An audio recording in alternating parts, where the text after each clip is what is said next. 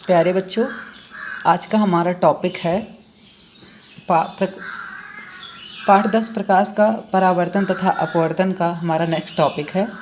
प्रकाश का अपवर्तन, refraction of light. प्रकाश का अपवर्तन, रिफ्रैक्शन ऑफ लाइट। आप पिछली कक्षाओं में पढ़ते आ रहे होंगे कि जब प्रकाश की किरणें एक माध्यम से दूसरे माध्यम में जाती हैं तो अपने मार्ग से विचलित हो जाती हैं। इस घटना को प्रकाश का अपवर्तन कहते हैं। लेकिन मेरा मानना है बच्चों कि प्रकाश की किरणों का एक माध्यम से दूसरे माध्यम में जाने के लिए दोनों माध्यमों का पारदर्शी होना अनिवार्य होना चाहिए। इसलिए हम प्रकाश के अपवर्तन की परिभाषा पढ़ेंगे। तो आइए देखते हैं प्रकाश का अपवर्तन कि जब प्रकाश की किरणें एक पारदर्शी माध्यम से दूसरे पारदर्शी माध्यम में जाती हैं तो अपने मार्ग से विचलित हो जाती हैं। जब प्रकाश की किरणें एक पारदर्शी माध्यम से दूसरे पारदर्शी माध्यम में जाती हैं तो अपने मार्ग से विचलित हो जाती हैं। इस घटना को प्रकाश का अपवर्तन कहते हैं। जब प्रकाश की किरणें विरल माध्यम से सघन माध्यम में जाती हैं तो अभिलंब की ओर झुक जाती हैं। जब प्रकाश की किरणें विरल माध्यम से सघन माध्यम में जाती हैं तो अभिलंब की ओर झुक जाती हैं और परंतु जब प्रकाश की किरणें सघन माध्यम से विरल माध्यम में जाती हैं तो अभिलंब से दूर हट जाती हैं।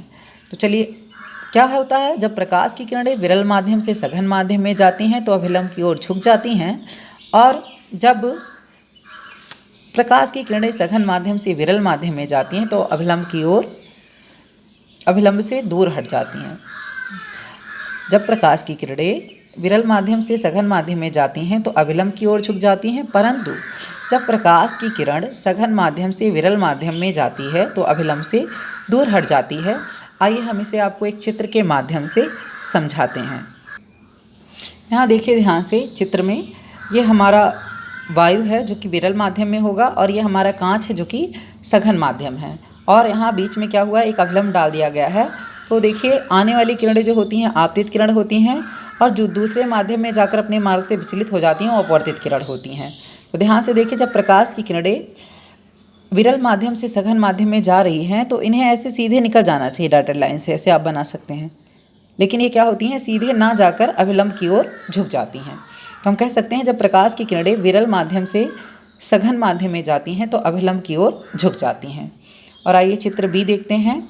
यहाँ ध्यान से देखिए, ये हमारा कांच है सघन माध्यम और ये वायु है विरल माध्यम। जब प्रकाश की किरणें, ध्यान से देखिए, सघन माध्यम से विरल माध्यम में जा रही हैं तो इन्हें क्या होना चाहिए, सीधे ऐसे निकल जाना चाहिए। लेकिन ये क्या होती हैं, सीधे ना जाकर अभिलंब से दूर हट जाती हैं।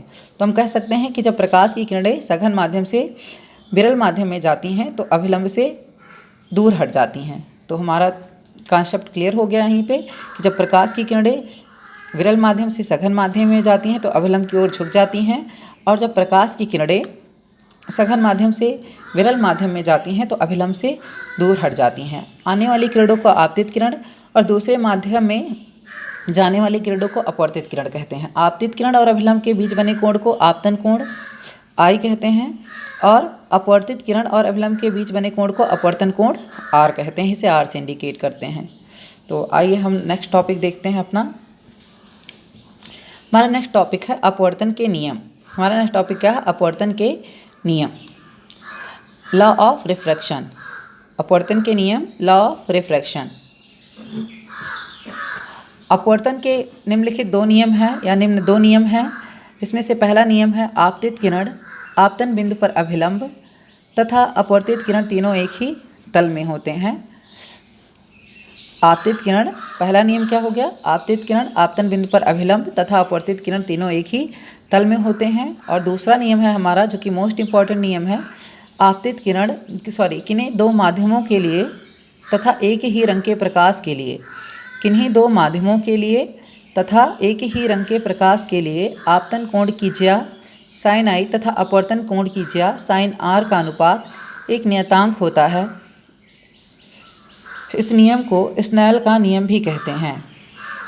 किन्हीं दो माध्यमों के लिए एक ही रंग के प्रकाश के लिए आपतन कोण की ज्या तथा अपवर्तन कोण की ज्या का अनुपात एक नियतांक होता है। इस नियम को स्नेल का नियम भी कहते हैं। Sine i upon sine r equal n या नियतांक, जहाँ n एक नियतांक है जिसे हम लोग क्या कहते हैं, अपवर्तनांक कहते हैं। जहाँ पे n एक नियतांक है जिसे हम लोग क्या कहते हैं, अपवर्तनांक कहते हैं।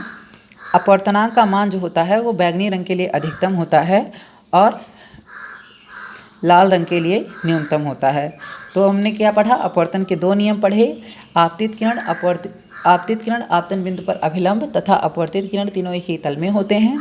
किन्हीं दो माध्यमों के लिए तथा एक ही रंग के प्रकाश के लिए आपतन कोण की ज्या तथा अपवर्तन कोण की ज्या का अनुपात एक नियतांक होता है। इसे स्नेल का नियम भी कहते हैं, sin i upon sin r equal n, जहाँ n एक नियतांक है जिसे अपवर्तनांक कहते हैं। हमारा नेक्स्ट टॉपिक है निरपेक्ष अपवर्तनांक तथा सापेक्ष अपवर्तनांक। निरपेक्ष अपवर्तनांक तथा सापेक्ष अपवर्तनांक, absolute refractive index and relative refractive index. निरपेक्ष अपवर्तनांक, कोई आपसे निरपेक्ष अपवर्तनांक पूछे या अपवर्तनांक की परिभाषा पूछे तो आप दोनों की डेफिनेशन यही बता देंगे। जब प्रकाश का अपवर्तन निर्वात से किसी अन्य माध्यम में होता है तब आपतन कोण की ज्या sin i तथा अपवर्तन कोण की ज्या sin r के अनुपात को निरपेक्ष अपवर्तनांक या अपवर्तनांक कहते हैं। जब प्रकाश का अपवर्तन निर्वात से किसी अन्य माध्यम में होता है तब आपतन कोण की ज्या sin i तथा अपवर्तन कोण की ज्या sin r के अनुपात को निरपेक्ष अपवर्तनांक या अपवर्तनांक कहते हैं। इसे स्मॉल n से प्रदर्शित करते हैं। और आपको मैंने बताया कि अपवर्तनांक का मान किस रंग के लिए अधिकतम होता है, बैंगनी रंग के लिए अधिकतम और लाल रंग के लिए न्यूनतम। तो हमारा नेक्स्ट टॉपिक है सापेक्ष अपवर्तनांक, रिलेटिव रिफ्रैक्टिव इंडेक्स। जब वायु के स्थान पर अन्य दूसरा माध्यम हो तो इसे पहले माध्यम के सापेक्ष दूसरे माध्यम का सापेक्ष अपवर्तनांक कहते हैं। जब वायु के स्थान पर अन्य दूसरा माध्यम हो तो इसे पहले माध्यम के सापेक्ष दूसरे माध्यम का सापेक्ष अपवर्तनांक कहते हैं। इसे भी स्मॉल अपवर्तनांक है तो हर एक अपवर्तनांक को हम स्मॉल n से इंडिकेट कर सकते हैं, कहीं कहीं म्यू से भी प्रदर्शित किया जाता है। जैसे वायु के सापेक्ष जल का अपवर्तनांक, तो इसे हम ANW से रिप्रेजेंट करेंगे, प्रदर्शित करते हैं। हमारा नेक्स्ट टॉपिक है अपवर्तनांक का प्रकाश की चाल से संबंध। Relation of refractive index with speed of light. जब एक माध्यम के सापेक्ष दूसरे माध्यम का अपवर्तनांक उन माध्यमों में प्रकाश की चालों के अनुपात के बराबर होता है। एक माध्यम के सापेक्ष दूसरे माध्यम का अपवर्तनांक उन माध्यमों में प्रकाश की चालों के अनुपात के बराबर होता है। जैसे वायु के सापेक्ष जल का अपवर्तनांक ANW इक्वल टू वायु में प्रकाश की चाल बटे जल में प्रकाश की चाल। यदि पहले माध्यम के सापेक्ष दूसरे माध्यम का अपवर्तनांक 1 और 2 हो तो यहाँ हमारा फार्मूला तुरंत बदल जाएगा। हमारे मेन फार्मूला यही है कि अपवर्तनांक 1 और 2 इक्वल टू पहले माध्यम में प्रकाश की चाल बटे दूसरे माध्यम में प्रकाश की चाल। ऐसे सिमिलरली अगर हमारा क्या हो जाए इंडिकेशन, वायु के सापेक्ष कांच का अपवर्तनांक हो जाए तो क्या हो जाएगा, वायु में प्रकाश की चाल बटे कांच में प्रकाश की चाल। आज हम अपना टॉपिक यहीं समाप्त करते हैं।